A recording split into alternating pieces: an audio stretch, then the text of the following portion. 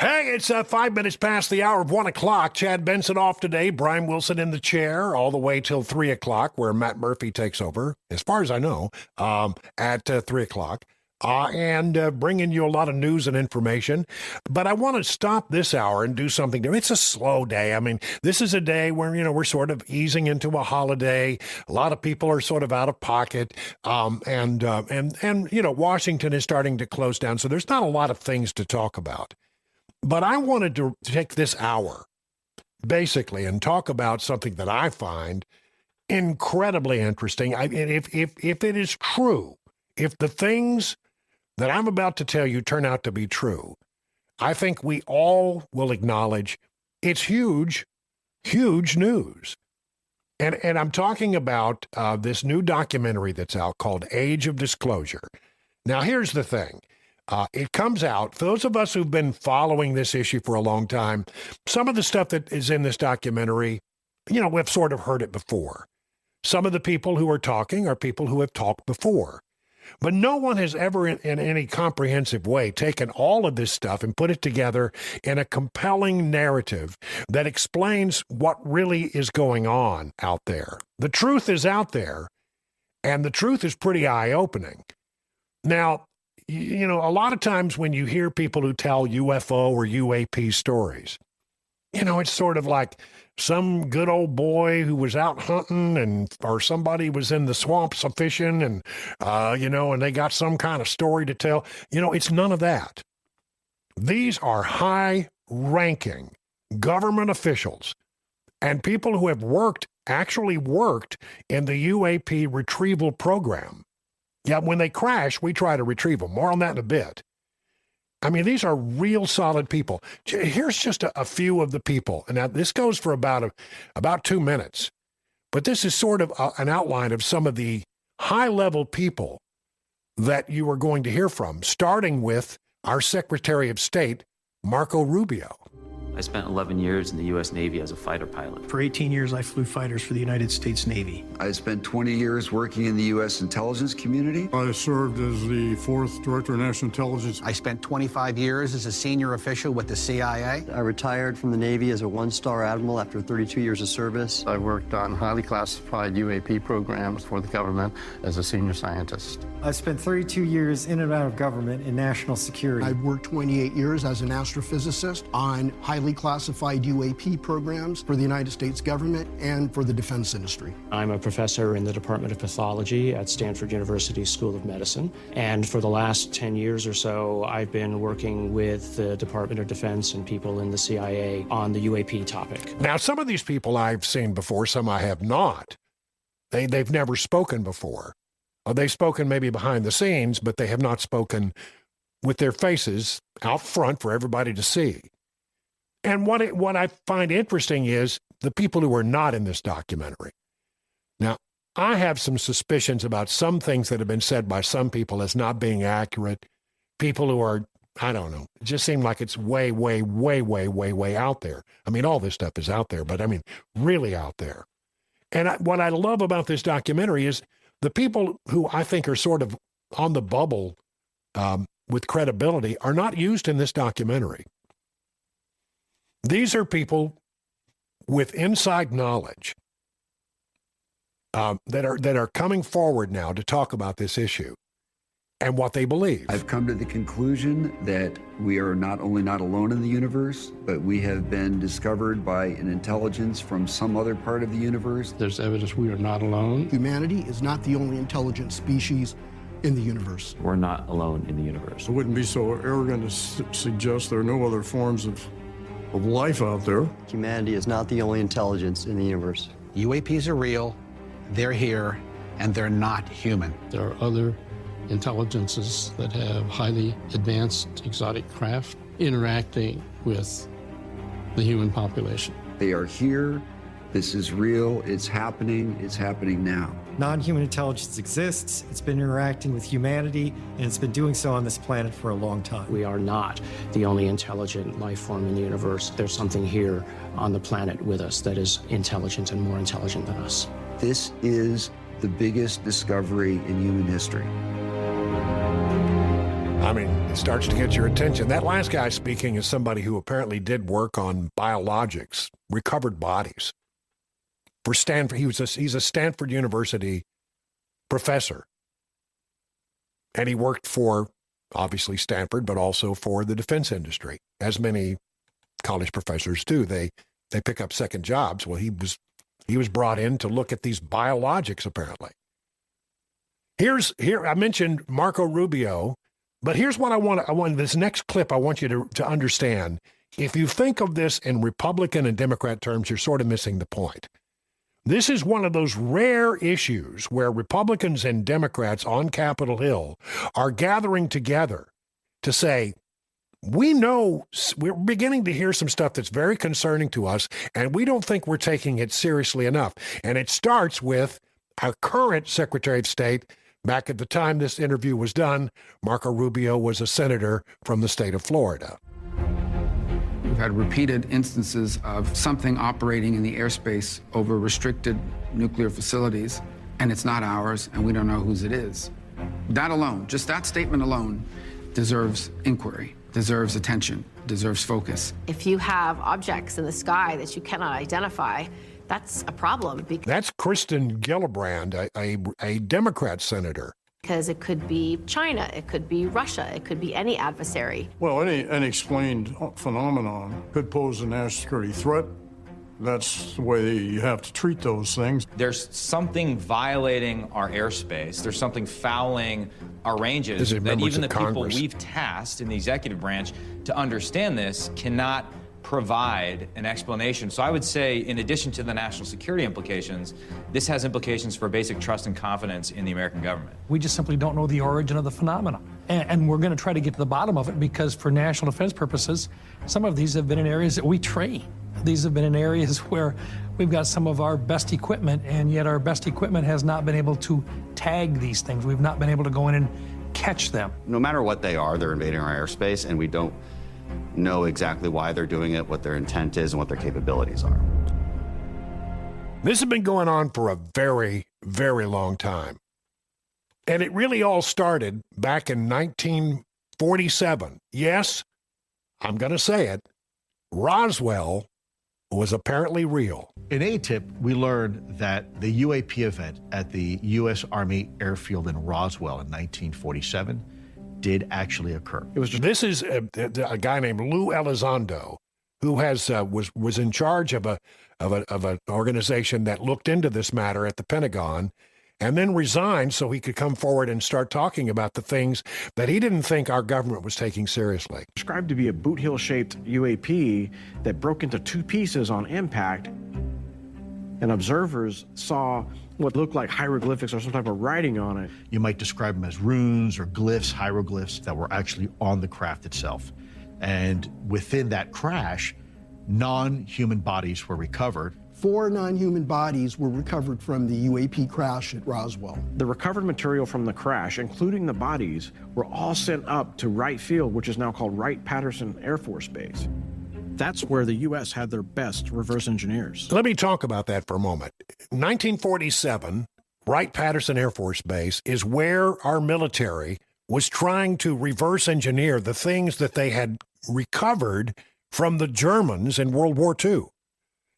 I mean, it sounds like the Germans, if you've done any research on this, were sort of beginning to pick up on some of this UAP technology and trying to do something with it. Some of the things that they were working on are just otherworldly.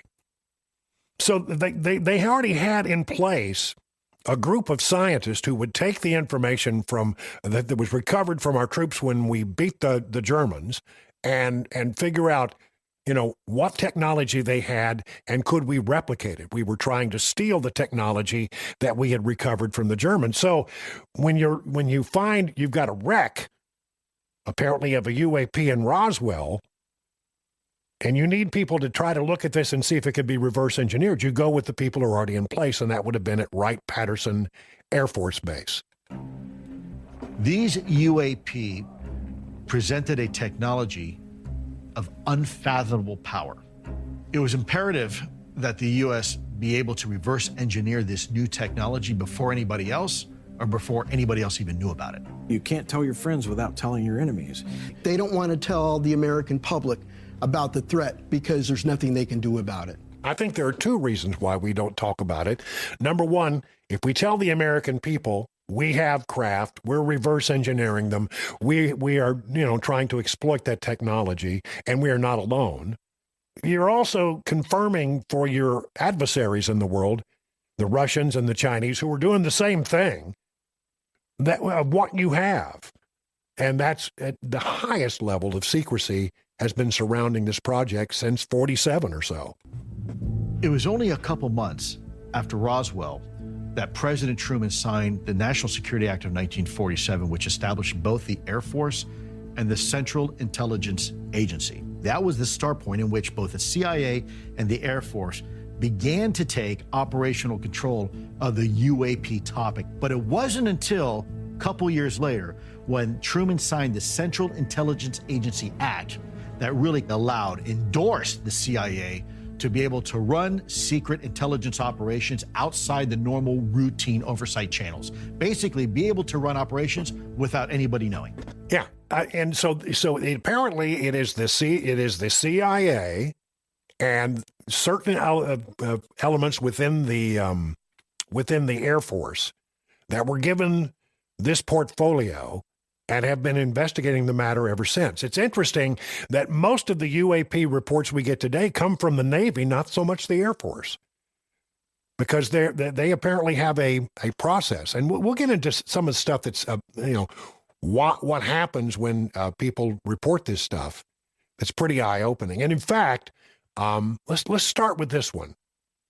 This is the most, I think, compelling clip from the entire documentary. It's a guy named Eric Davis. He's an astrophysicist. He's been checked out. He did work apparently for the highest levels and top secret programs for the U.S. government, and he claims some pretty amazing things that he was told by George H.W. Bush after he retired the presidency. I had a few private conversations with former President George Herbert Walker Bush in 2003, in which he told me that when he became the CIA director in the Ford administration. Remember, he was not only, vice president and president, he also served as the director of the CIA. He was not briefed on the legacy UAP crash retrieval program, but he later found out about it, and he informed me that there were a number of crash retrievals that had taken place since the mid-1940s.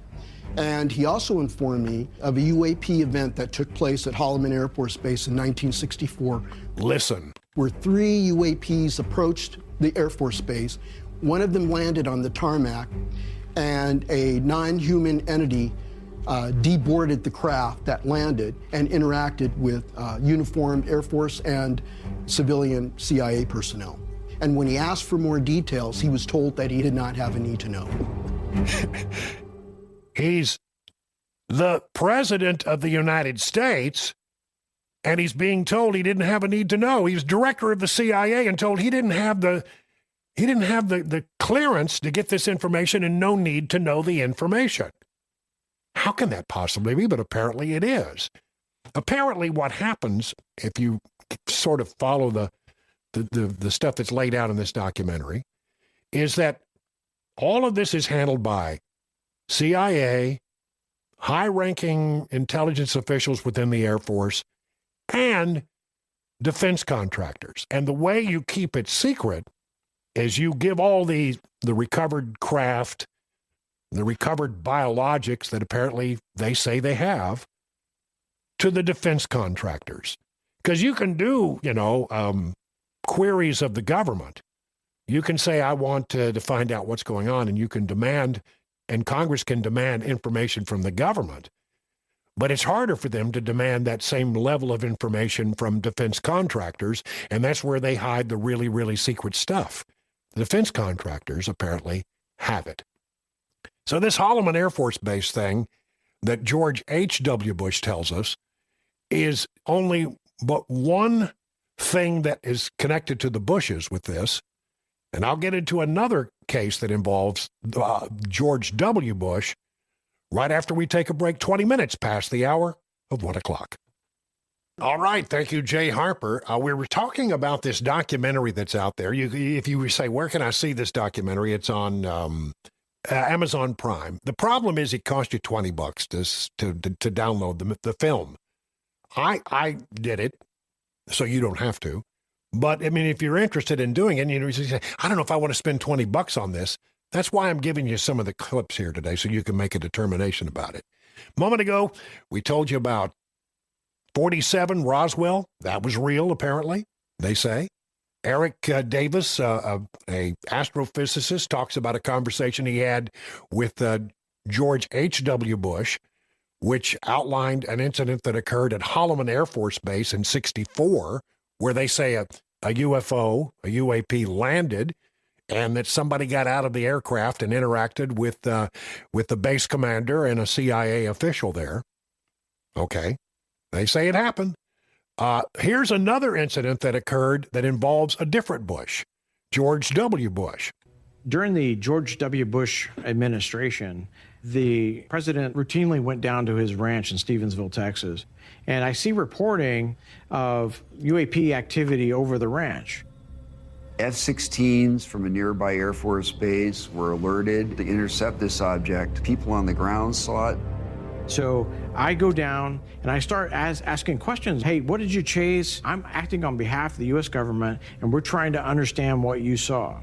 And they looked me in the eyes and said, Jay, we cannot tell you what we saw because the OSI, Air Force Office of Special Investigations, came in here, had us sign non-disclosure agreements. We did see something, we did scramble on something, but we can't talk to you about it. Historically, every time a military member had a UAP encounter, it was very quickly swept under the rug and they were discouraged from talking about it. They put a form down as a non-disclosure form. He came storming across to me. He said, don't you ever say that again. You are never to speak of this. And I made it very clear that it's something we shouldn't be talking about and just keep our mouth shut. There was a culture of silence. I didn't talk to anybody about it, not my wife, not my colleagues, not people I knew. I just shut up. There's ramifications if you were to divulge any of this information to anyone. Yeah, I mean, they cover it up and they sweep it up because they're trying to protect, if you follow their logic, what they're trying to do is make sure that they're able to exploit this stuff ahead of the Russians or the Chinese, which are also trying to exploit this technology. By the way, when Bush, it's really strange that on a topic of such importance, some of our more interesting interviews with presidents on this matter come from late-night talk show host.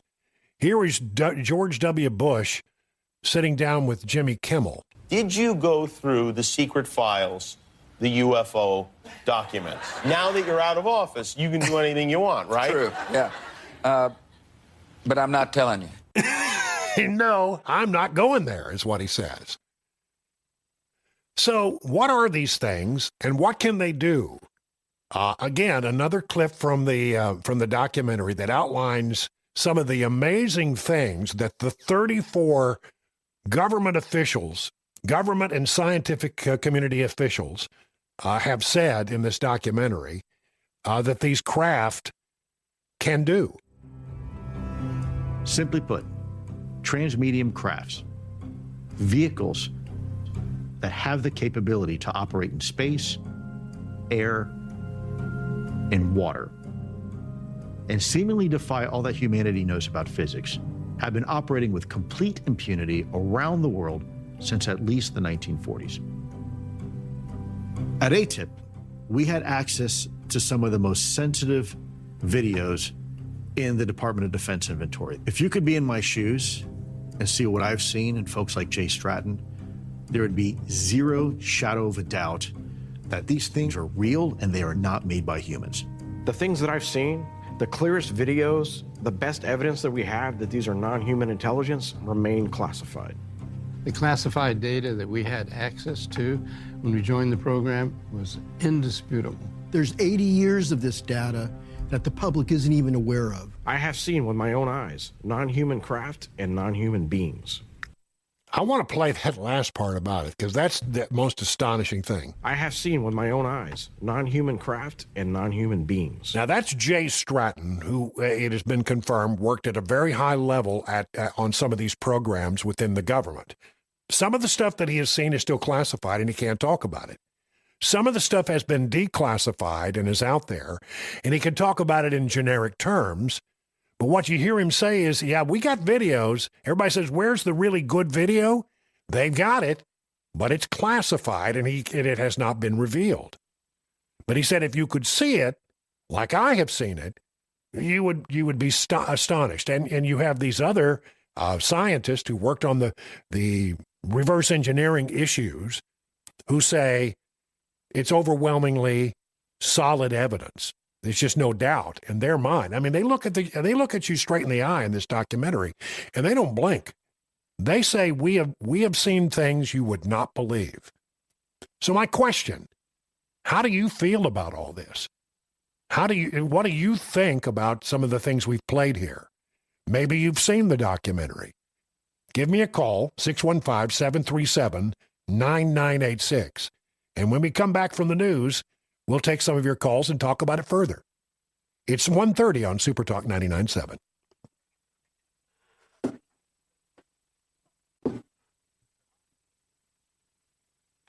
Even presidents have often been operating on a need-to-know basis. That's certainly true from a historic standpoint. The rationale, the justification was, the president shouldn't know about these things because that way the president always has deniability. All they need is a nod in this direction or in that direction. But that begins to ramp out of control. Frankly, I don't even know if the president would know who to ask. You could go to the director of the CIA, nowadays the director of national intelligence, and ask them. And even that person may not know because those people rotate. But the people 3 layers underneath them that are there for 30 years, to them, it's like I've seen these people come and go. I have no obligation to tell them it exists. It just never percolates up. A lot of people have this assumption that the director of CIA is read onto everything and knows everything. The director of CIA is a political appointee. Quite frankly, they're temporary help. Whereas the director of science and technology at CIA, this is a career intelligence professional. That's where you're going to put the program. It is a program that apparently that is so secret that even presidents have been told they don't have a need to know. This is all from this big documentary that came out called The Age of Disclosure, which reveals, among other things, that, well, they make the statement bold-faced right out there. We are not alone. There are people visiting, or there are beings visiting this planet on a regular basis, and we have seen the evidence of it, and it's been kept from you. Now, look, I understand this is wild stuff. So where are you on it? 615-737-9986. Maybe you've seen the documentary. You have some thoughts about it. Maybe you have some questions. Get on the line right now, 615-737-9986. We'll return to regular fare in the next hour, but let's have let's do a deep dive on this. We'll start with Charlie in Columbia. Charlie, you're on with Brian on the drive. What's your thought? Yes, Mr. Brand. I am to be 80 years old. I've been doing this ever since I was a kid. I've always believed from the bottom of my heart that there was things on this planet before. And I have discovered some things that is unbelievable in fossils and rocks. And as you and I speak at this time, I am looking at a few tiny bodies. One of them is about 2 or 3 inches long, and I'm in the process of trying to get with some analyzers. And I've been told to go to Vanderbilt. I've been told to go to Knoxville, but I've been doing this for so long that I'm not naive to it. I think I'm just more professional with it than anybody. Have you seen the documentary, Charlie? No, sir, I have not. I have not seen anything. I have these things. I have something people call UFO. I have some as you and I speak right now. Yeah, I'm rather agnostic about the whole thing, Charlie, because I've never seen anything that I couldn't explain. But even Ken Weaver, our own Ken Weaver, claims to have seen things he can't explain. Thank you for the call, Charlie. I greatly appreciate it. Let's move through some of these other calls. 615-737-9986. Do you have any thoughts about this? Ron in Manchester, you're up next on the Chad Benson Show. Well, are you ready, Brian? Say again? Are you ready to hear this? Yeah, hit me with it, baby. Okay, listen, I am 70-year-old, and when I was a young man, at about 18, there was a documentary, it's called Alien Autopsy, and you could get, and I actually seen the aliens that crashed in Roswell, and people tried to dismiss it after it came out. I don't know if you can still get it, and said that it was Hollywood, and Spielberg said in the 40s they had no kind of technology to be able to do this. So I actually seen the alien. It was actually a female. Her private area looked like a female. Of course, they have no hair. You're talking about the very famous alien autopsy video? Yes. Yeah. See, here's the problem, Ron, and let me just stop you for a minute if I could. Okay. Thank you for the call. Here's where we are on this. There are people out there who have thrown out a bunch of stuff that's garbage. Now I don't know if this is garbage or not, but I know it was widely discredited at the time. But it's hard to know what's real and what's not real because that's part of the plan. The way that they keep people, sort of poo-pooing this whole idea is that they will attack anybody who comes out, and they throw out disinformation all the time. That's part of it. So it's really hard to know what's real and what's not. What I love about this documentary is, these are very credible people. When you see these people on camera and you see them look you straight in the eye through the television camera, they're believable. And they're not wild, crazy folks. They are very serious individuals who are really concerned that we need to be doing better on this issue. Bill in Nashville, you're up next on the Chad Benson Show. Hey, Bill, what do you think? Well, hello, Brian. I love listening to your shows. I don't have any doubt that they're out there. I haven't seen the documentary, but whenever I hear a discussion like this, I'm reminded of what I think is a pretty funny story. When I was younger, my brothers and sisters and I were sitting around the dining room table talking about aliens, whether they were there, what would happen if they came here, would you want to meet them, all that sort of stuff. My mother was listening to us. My mother went to Purdue University and Johns Hopkins. She's an intelligent person. And she listened to us, and after we talked for a while, she just turned to us and she said, I'll tell you what, any civilization out there that is intelligent and advanced enough to get from where they are to where we are and back again is also intelligent enough to know that we're really not worth the trip. Yeah, well, there is that. There is that, and it's apparently the one soundbite that sort of jumped out at me was from this guy who was the medical guy from Stanford. Yeah. And when he says, I saw them, they are here, they are more intelligent than we are. Yeah. And you got to know, what in the world has this person seen that he can't quite come all the way and talk about? Really quite impressive. Yeah. All right. Thank you for that call, Bill. Appreciate it. Let's go to Gary over in Springfield. Hey, Gary, you're up with Brian on the Chad Benson Show. Well, thank you, Brian, for having me. Listen, I sent to the radio station online, and I sent, I think, to the super texter line, the letter that I sent to Senator Burchett, who's been gathering. Tim Burchett, right? It's Congressman Burchett. Right? Congressman Burchett, excuse me. Veterans who've had experiences, and I had it very detailed. I did it in 2023, and it's gone into the records. And I got to talk to a retired admiral who has been part of the pulling the documentary information together. But it happened in the spring of 1975. I was on board a Marine CH-53. I was the crew chief. I was a sergeant. And we were flying to Patrick Air Force Base from New River Air Station. And it was a beautiful night, a moonlit night over a swampy area in Florida.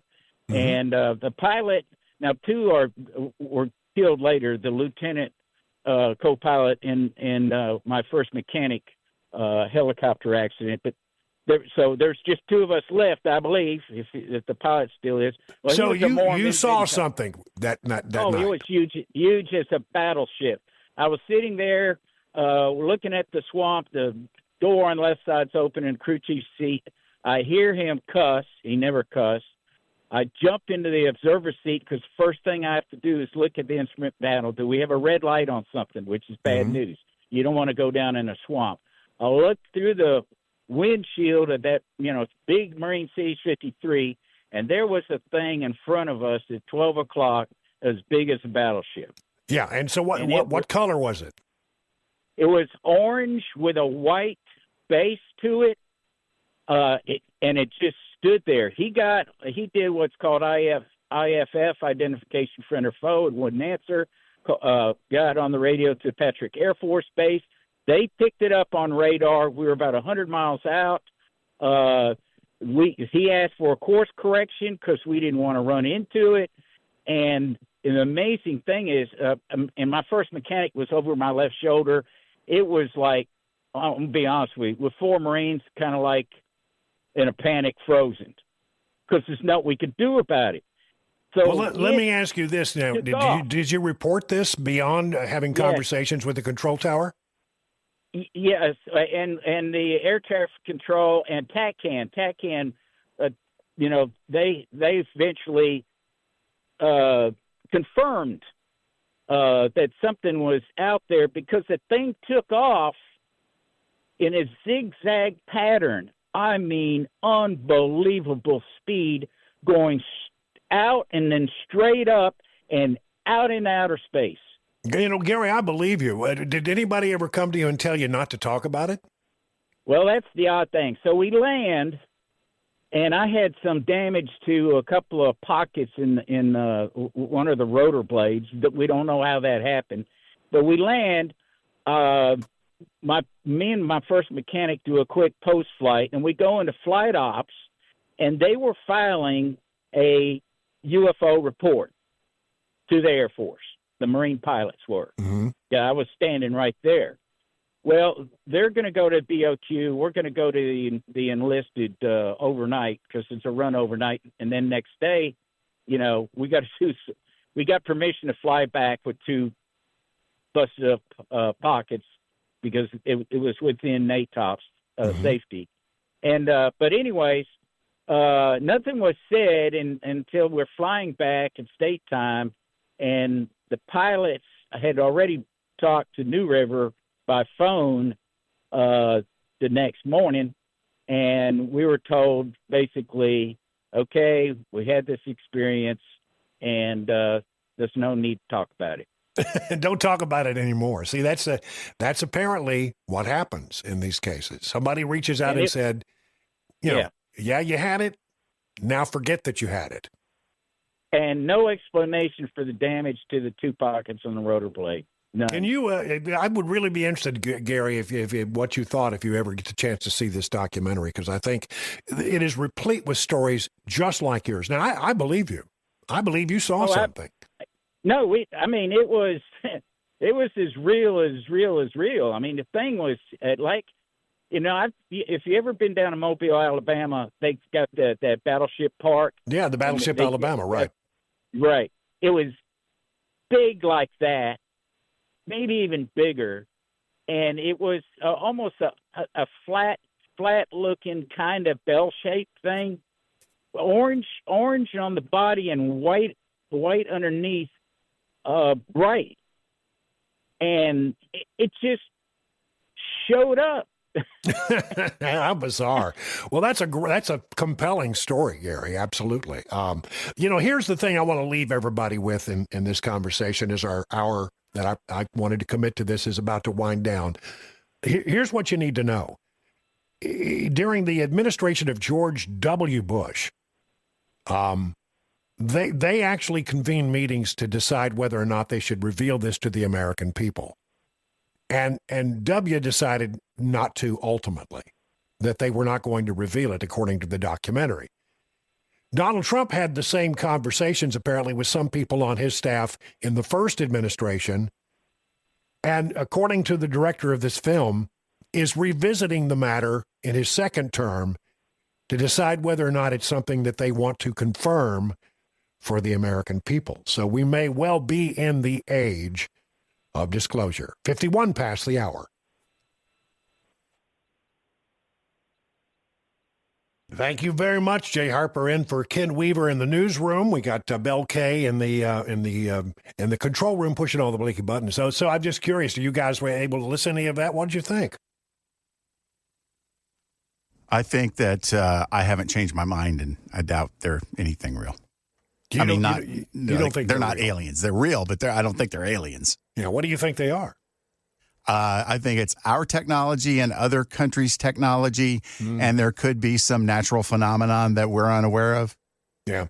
I mean, it could be. I mean, one of the things that's hard to know is how much of this is real. And, and there's a bunch of stuff out there that we, pretty much over the years has been fairly well discredited. And it's hard to know what's real and what's not. That's part of the problem. Well, it's like the alien autopsy video the guy was talking about. Yeah. That was discredited. Yeah, long time ago. Yeah, I mean, within a couple of years of it coming out, the guy that made it came out and said, it's fake. Yeah, it was all BS. Yeah. Yeah, well, it's fascinating to me, and, it's one of the great issues of our day. What are these things? I mean, clearly, I believe the pilots that say they've seen things. I believe the guy that called in just a little while ago, Gary. I believe he saw something. So, I mean, something goes on there. Who knows? And some of the stuff that's out there that keeps getting seen, like these triangle-shaped aircraft, I have a suspicion that's ours. I think we have been able to do some pretty amazing things that we keep secret. And I think the Russians have done the same. And I think the Chinese have done the same. So the question is, how far along are we? And what kind of technology do we truly have? I know that when they start to sell F-35s to anyone, I always wonder, is it because they know that we have something that the rest of the world doesn't know about, that we don't, that's better than the F-35? I wonder. Well, anyway, it's a fascinating topic. Coming up in the next hour, we're going to be talking about the boring tunnel. There's nothing boring about the boring tunnel, and the tunneling machine has arrived in Nashville. And there's some other things that Elon's talking about with regard to that. And, we'll do a little Thanksgiving trip to the White House where they pardoned the turkeys yesterday. It's all straight ahead right here on Super Talk 99.7. Brian Wilson in for Chad Benson.